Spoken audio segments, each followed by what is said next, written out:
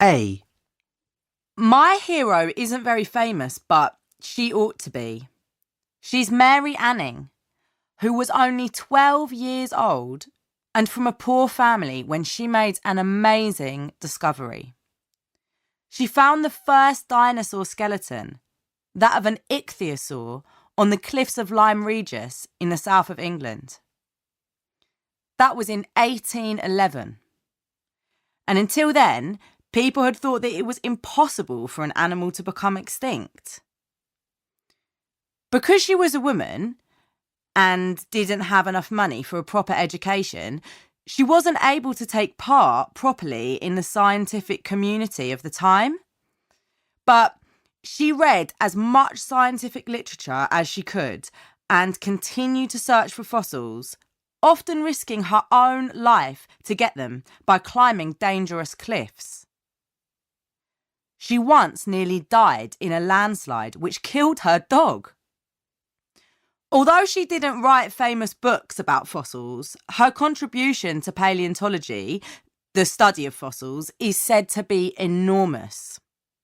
I admire her because she kept on trying to make new discoveries at a time when usually only men, and men with money, were allowed to be scientists. After her death, the writer Charles Dickens said that the carpenter's daughter has won a name for herself and has deserved to win it. B. My hero is Kailash Satyarthi, who has been campaigning against child slavery for years. He is from India and first became aware of the problem of children working when he was 6 and noticed that a boy younger than himself had to spend all day polishing shoes and was unable to go to school.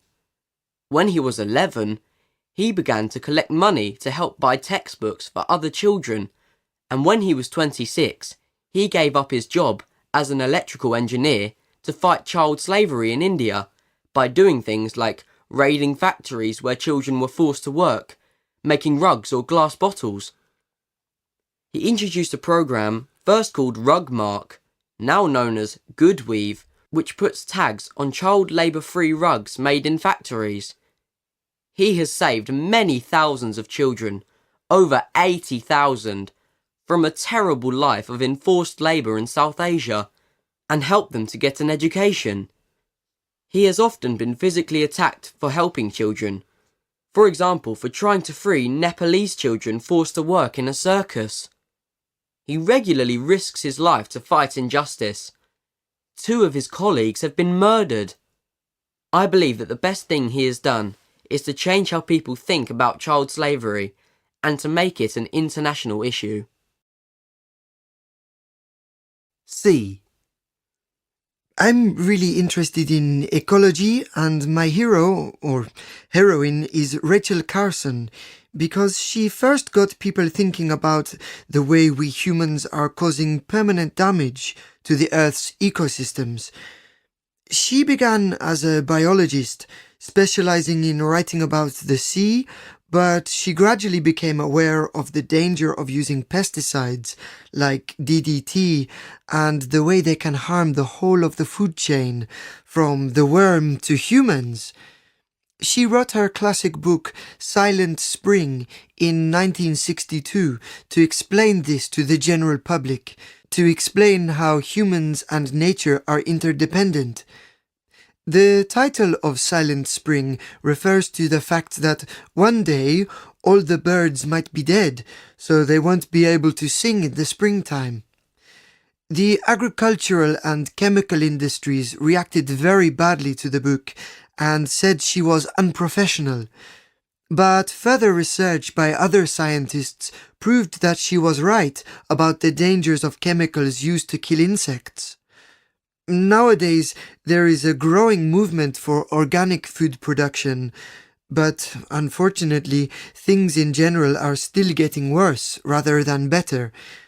We still need to read Rachel Carson's book and think about its message. D. My choice of hero isn't very original, I'm afraid. But here's the person I would most like to have met. John Lennon.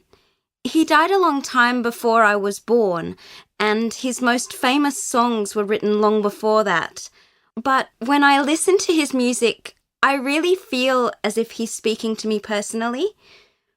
I love the whole range of the Beatles' music, from the early pop songs to the very experimental music at the end of their time as a group. John Lennon was the most innovative writer in the Beatles, and he continued to create exciting music when he left and went solo.